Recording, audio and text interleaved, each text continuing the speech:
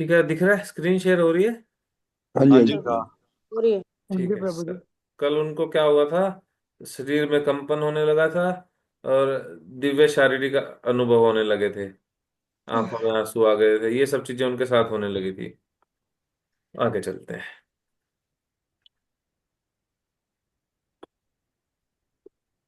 तो अब श्री चैतन्य महाप्रभु ने उन ब्राह्मण से पूछा, महाप्रभु पूछिला तारे सुन मास्य, कौन अर्थ जानी तुम्हार एत सुख है। करे, हे प्रभु, आप इतने आनंदित क्यों हैं। चैतन्य महाप्रभु उनसे पूछ रहे हैं कि आप इतने आनंदित क्यों, आपको आपके अंदर ये जो शुद्ध भक्ति के भाव प्रकट हो रहे हैं, आप इतने आनंदित क्यों हैं? ऐसा क्या पढ़ लिया आपने गीता में, भगवत गीता का कौन सा भाग आपको इतना दिव्य आनंद देता है कि भाई मेरे को भी बताइए, मैं भी पढ़ूंगा। भगवत गीता का ऐसा कौन सा पार्ट आपको इतना अच्छा लगा कि आपके अंदर ऐसे अष्ट विकार उत्पन्न हो रहे हैं। फिर अब वो ब्राह्मण देखिए क्या कहते हैं। विप्र कहे मूर्खामी शब्दार्थ न जानी, शुद्ध अशुद्ध गीता पढ़े गुरु आज्ञा मानी। विप्र कह रहे, जो ब्राह्मण है, विप्र मतलब ब्राह्मण, वो ब्राह्मण कह रहे हैं मैं अनपढ़ हूं। कह रहे मैं तो अनपढ़ हूं और इसलिए मैं शब्दों का अर्थ नहीं जानता। और देखिए वो अनपढ़ थे, वो उनको ज्यादा अर्थ नहीं पता थे। कभी कभी मैं भगवत गीता को सही ढंग से, शुद्ध अशुद्ध मतलब शुद्ध मतलब सही से, और अशुद्ध मतलब ढंग से नहीं पढ़ पाता मैं। कभी कभी भगवत गीता को मैं सही ढंग से और कभी कभी गलत तरीके से पढ़ता हूँ। लेकिन मैं यह सब क्या क्यों पढ़ रहा हूँ, क्या आज्ञा से।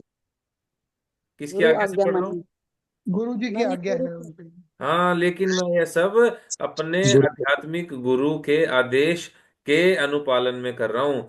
शुद्ध अशुद्ध गीता पढ़ी मैंने, शुद्ध पढ़ी या अशुद्ध पढ़ी, गुरु आज्ञा मानी, मैंने अपने गुरु की आज्ञा मानकर मैं पढ़ रहा हूँ।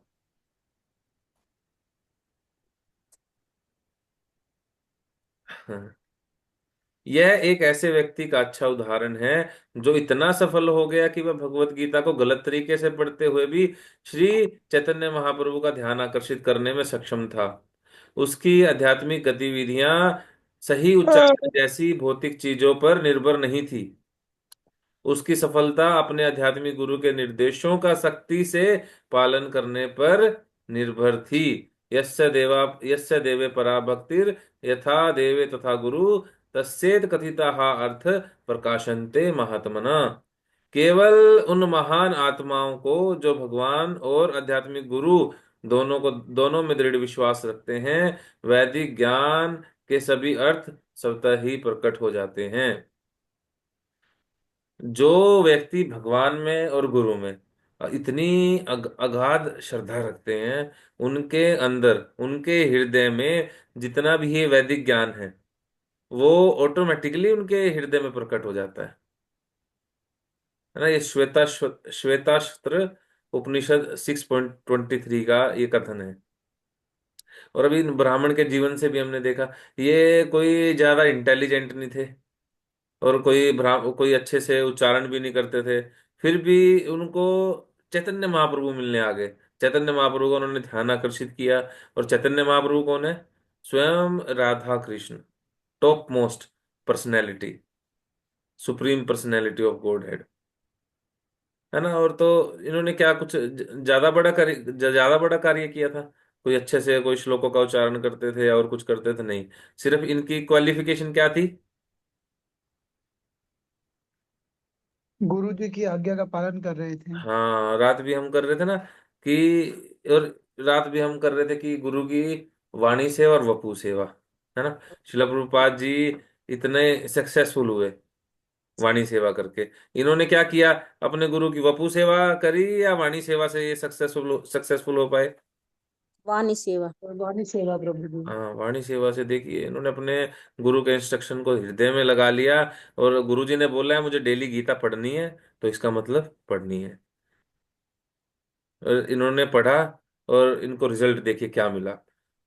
शुद्ध भक्ति मिली, शरीर में कंपन हुआ, है ना। सारी चीजें इनको, शुद्ध भक्ति इनको प्राप्त हो गई सिर्फ गुरु की आज्ञा मानने से। जब कोई गुरु के निर्देशों का पालन करता है तो क्वालिफिकेशन मायने नहीं रखती। सच्चाई बता रहा हूं मैं, क्वालिफिकेशन बिल्कुल मायने नहीं रखती, क्वालिफिकेशन आ जाती है। जब कोई आदेश मिलता है तो उसके साथ में बल भी मिलता है। वास्तव में भगवत गीता या श्रीमद् भागवतम के शब्दों का अर्थ उस व्यक्ति को पता चलता है जो गुरु के आदेशों का सख्ती से पालन करता है। लोग भगवत गीता पढ़ते हैं, पूरा पढ़ने का प्रयास करते हैं, श्रीमद् भागवतम पढ़ते हैं, फिर उस पर प्रवचन भी करने लगते हैं, पैसे भी कमाने लगते हैं, पर उसको सही से इसके शब्दों का मतलब नहीं पता चलता। ये बड़े बड़े कथावाचक हो जाते हैं, ज्यादा ज्यादा पैसे लेने लगते हैं, फिर लेदर के बैग यूज करते हुए मिलते हैं।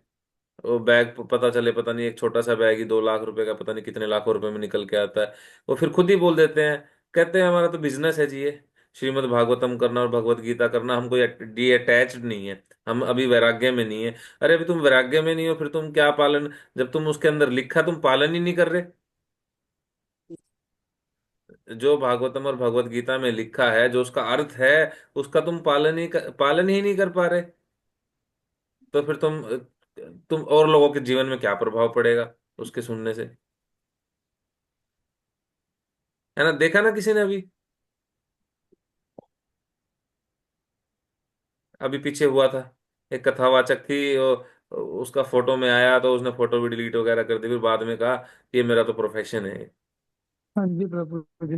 वास्तव में भगवत गीता और श्रीमद् भागवतम जो शब्द है, इनका अर्थ उसी, जो अर्थ उसी को पता लगेगा, वो अपने जो अपने जीवन में अप्लाई करेगा, वो उसी के जीवन में, अपने जीवन में उसी उसी के उतरेगा जो गुरु के आदेशों का सख्ती से पालन करता है।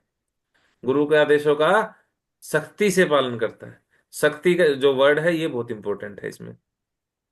मैं भागवतम पढ़ रहा था पीछे, तो भागवतम में एक लाइन आई कि जो जिस अनुपात में, जिस मात्रा में, जिस परसेंटेज में अपने गुरु के आदेशों का पालन करता है, वो उतनी ही मात्रा में आध्यात्मिक प्रगति करता है। तो मैं उसको लाइन को पढ़ के बहुत हैरान था, पर धीरे धीरे जैसे मैंने पढ़ा तो मुझे मतलब पता लगा। मैंने मोहन गौरचंद्र प्रभु जी से भी पूछा कि प्रभु जी क्या चीज है ये, तो फिर मुझे बहुत क्लियर हो गया ये चीज, है ना। वे, और ये प्रमाण है, ये जो ब्राह्मण थे ये प्रमाण है उस चीज का। शिल प्रभुपाद जी बिल्कुल हमारे साथ, ये ब्राह्मण तो 500 साल पहले आए थे, शिल प्रभुपाद जी तो बिल्कुल अभी आए थे, है ना। इस होलीनेस गोपाल कृष्ण गोस्वामी महाराज जी अभी आए थे, और उन्होंने अपने गुरु महाराज की वाणी का सख्ती से पालन किया। वे उस और हमने देखा, हिज होलीनेस गोपाल कृष्ण गोस्वामी महाराज जी रात को सोते हुए भी आरती कर रहे थे, पीछे वीडियो भी आई थी ना। प्रभु जी बता रहे थे, ऐसी तो कई सारी वीडियो थी। महाराज जी थे तब तो कोई लीक नहीं, अब मतलब भेजता नहीं था। महाराज जी बिल्कुल खिलाफ थे इन चीजों के, कि ऐसे कुछ नहीं दिखाना। पर अब भेज दी थी किसी भक्त ने। वे उस व्यक्ति को भी पता चलते हैं जो भगवान के प्रति समान श्रद्धा रखता है। दूसरे शब्दों में, कृष्ण और गुरु दोनों के प्रति वफादार रहना आध्यात्मिक जीवन में सफलता का रहस्य है ना। कोई अगर आध्यात्मिक जीवन में सफलता चाहता है तो उसको कृष्ण और गुरु दोनों के प्रति वफादार रहना पड़ेगा।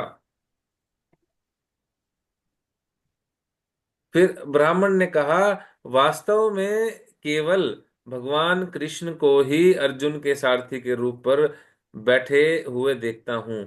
लगाम अपने हाथों में लिए हुए वे अत्यंत सुंदर और श्याम वर्णी प्रतीत होते हैं। जो ये ब्राह्मण है ये बता रहे हैं कि जब मैं गीता पढ़ता हूं तो मुझे साक्षात दर्शन होते हैं। किसके दर्शन होते हैं? श्री श्री कृष्ण अर्जुन के। और श्री श्री कृष्ण अर्जुन ऐसे रथ में बैठे हुए आपको एक जगह और देखने को मिलेंगे। कहाँ देखने को मिलेंगे पता है? धर्म क्षेत्र कुरुक्षेत्र में प्रभु जी। धर्म क्षेत्र कुरुक्षेत्र में श्री श्री कृष्ण अर्जुन भव्य मंदिर प्रकट होने जा रहा है। ठीक है, कितना वो पूरा रथ के आकार में बनाया है, आगे घोड़े भी लग चुके हैं 4, 40 फुट के घोड़े लग चुके हैं, एक घोड़ा 40 फीट का है। गया है कोई वहां पे? गए हैं जी। हाँ हाँ जी जी प्रभु जी। प्रभु जी। प्रभु जी। बहुत बहुत ही भव्य गया था। मंदिर बन गया, वो बहुत ही गीता जल भव्य के थे। मंदिर बन के प्रकट होगा। ये श्रील प्रभुपाद जी का ड्रीम था, है ना। और ये जो ब्राह्मण है ये उसी के दर्शन कर रहे हैं। जब वहां पे बैठे कृष्ण अर्जुन, भगवान कृष्ण उनको उपदेश दे रहे थे। ये वही जगह है ज्योतिसर में, ज्योतिसर के बिल्कुल पास में 1 किलोमीटर पहले। तो ये ब्राह्मण कैसे देख पाया? जो बड़े बड़े ज्ञानी विद्वान पंडित या पता नहीं कौन कौन, वो देख नहीं पाता। वो गीता में से अलग अलग कुछ ना कुछ निकालते रहते हैं। कभी कहेंगे जो ये पांच पांडवों की बात हो रही है ना यहाँ पे, ये पांडवों की बात नहीं हो रही, ये हमारी पांचों इंद्रियों की बात हो रही है। ये कुरुक्षेत्र कोई जगह की बात नहीं हो रही, ये कुरुक्षेत्र हमारे शरीर की बात हो रही है। शिला प्रभुपाद जी एक बार कहीं जा रहे थे, चंडीगढ़ जा रहे थे शायद अपने शिष्यों के साथ। तो जब कुरुक्षेत्र आया तो अपने शिष्यों को बोला, पढ़ो ये बोर्ड पे क्या लिखा है। तो कहते कुरुक्षेत्र। कहते गीता का पहला श्लोक पढ़ो। कहते धर्म क्षेत्र है कुरुक्षेत्र है। तो कहते यार ये इनको ये पागल है क्या ये? इनको समझ नहीं आता, साफ लिखा हुआ है धर्म क्षेत्र है कुरुक्षेत्र है, और इनके दिमाग में कमी है। ये कहते रहते कि कुरुक्षेत्र जगह की बात नहीं हो रही। क्यों क्यों जान के ये मतलब अलग अलग अर्थ निकालते हैं? व्यर्थ में अलग अलग अर्थ निकाल रहे हैं बेफालतू में। तो और ये ब्राह्मण है, इसको पढ़ना भी नहीं आता, सही से उच्चारण करना नहीं आ रहा, और वो फिर भी देख पा रहा है। कहते मैं गीता में देख पा रहा हूँ कृष्ण अर्जुन के सारथी बने हुए हैं और लगाम अपने हाथों में ले रखी है, और श्याम वर्ण में वो बहुत ही सुंदर प्रतीत हो रहे हैं, भगवान बहुत सुंदर लग रहे हैं श्याम वर्ण में। देखिए, है ना। और जब भी मैं भगवान कृष्ण को रथ पे बैठे और अर्जुन को शिक्षा देते हुए देखता हूं, तो मैं अत्यंत प्रसन्नता से भर जाता हूँ। तो कहते हैं मुझे अत्यंत प्रसन्नता होती है। वो ऐसे नहीं है कि वो सोच सोच के ऐसा कर रहा है, नहीं, उसको दिख रहा है, प्रकट हो रहा है उसके सामने। स्वयं एव स्फूर्ति अधः, उसको अपने आप से दिख रहा है।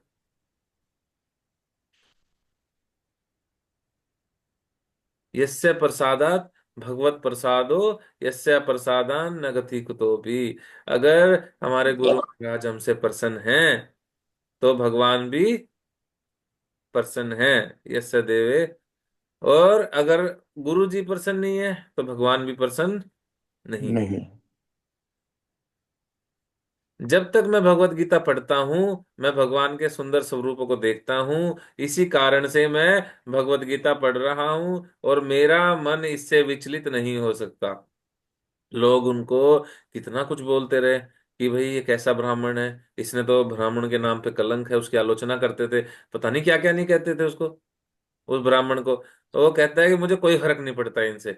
मैं जब भी भगवत गीता पढ़ता हूँ, और श्लोक वो पढ़ रहे हैं, श्लोक पढ़ने पे क्या होता है, मैं भगवान के सुंदर स्वरूपों को देखता हूँ। अब देखिए वो क्या कह रहा है, स्वरूप नहीं कह रहा, क्या कह रहे हैं कि मैं भगवान के सुंदर स्वरूपों को देखता हूँ। वो भगवान को अलग अलग रूपों में देखते हैं, अलग अलग लीलाओं को देखते हैं, उसके आगे ना अलग अलग लीलाएं प्रकट होती है। और इसी कारण से मैं भगवत गीता पढ़ रहा हूँ। अब जिस व्यक्ति को भगवान की लीलाएं प्रदर्शित होने लग जाएं, कोई उसको क्या कह रहा है उसको पता ही नहीं चलने वाला। अब कहेगा कहते रहे।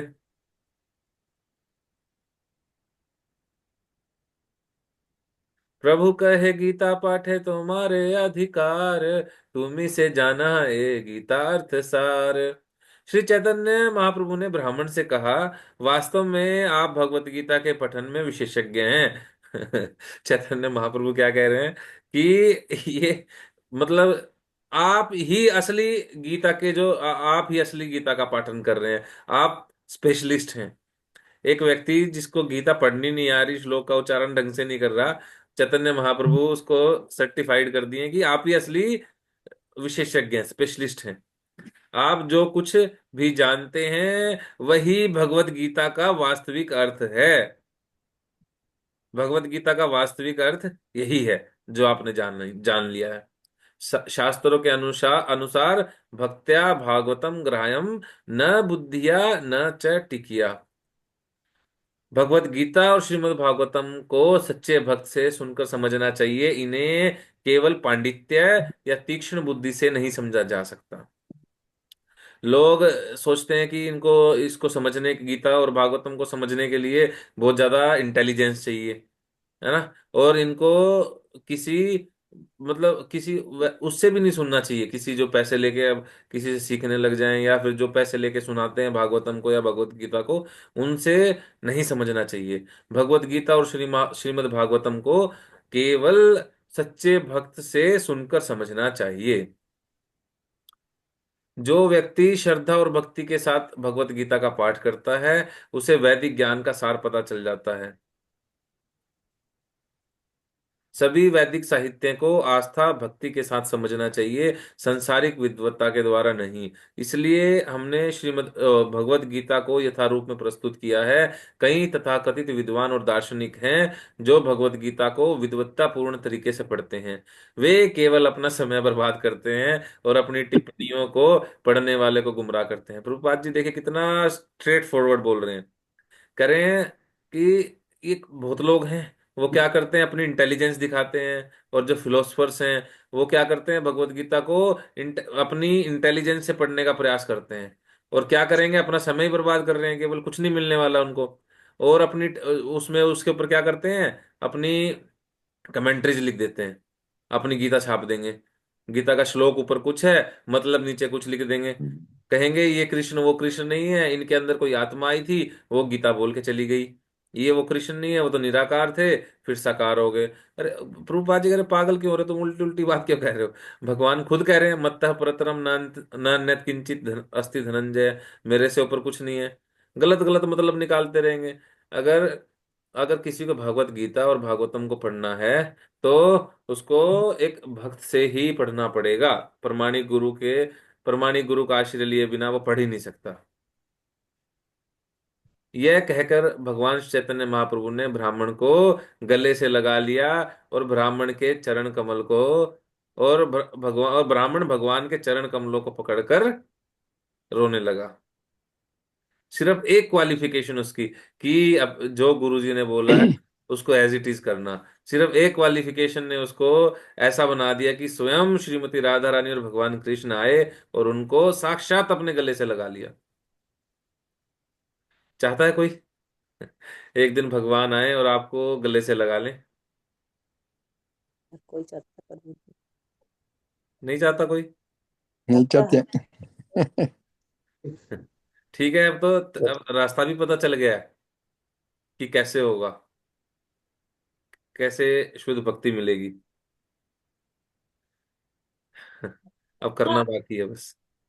ब्राह्मण ने कहा आपको देखकर मेरी खुशी दोगुनी हो गई है, और मैं समझता हूं कि आप वही भगवान कृष्ण हैं। और जब चैतन्य महाप्रभु आए थे, क्या हर कोई देख के उनको पहचान पा रहा था कि ये भगवान कृष्ण है? नहीं। नहीं, हर कोई नहीं पहचान पा रहा था। ये सिर्फ कोई जो भक्त थे बहुत बड़े वही समझ पा रहे थे। और ये ब्राह्मण कहते हैं कि मैं समझ सकता हूँ कि आप वही भगवान कृष्ण हैं, मुझे पता है कि आप ही हैं। भगवान कृष्ण के प्रकाश से ब्राह्मण का मन शुद्ध हो गया, और इसलिए वह श्री चैतन्य महाप्रभु के सत्य को सभी विवरणों को समझने लगा, वो समझने लग गया था। चैतन्य महाप्रभु ने उनको तब बोला, अब चुप रहना, किसी को ये बात बतानी नहीं है, टॉप सीक्रेट। अब इन्होंने पूरा संग किया चैतन्य महाप्रभु का, 4 महीनों तक वहां रुके थे चैतन्य महाप्रभु। ठीक है। हरे कृष्णा। श्रील हरे प्रभुपाद कृष्ण। की ठीक है। जय। हरे कृष्ण। हरे कृष्ण प्रभु जी, दंडवत प्रणाम। यहाँ पे क्वेश्चन हरे किसी का कोई? कृष्ण प्रभु जी, दंडवत प्रणाम। नहीं प्रभु जी। ठीक है, हरे कृष्णा। हरे हरे कृष्ण, सभी को दंडवत प्रणाम। हरे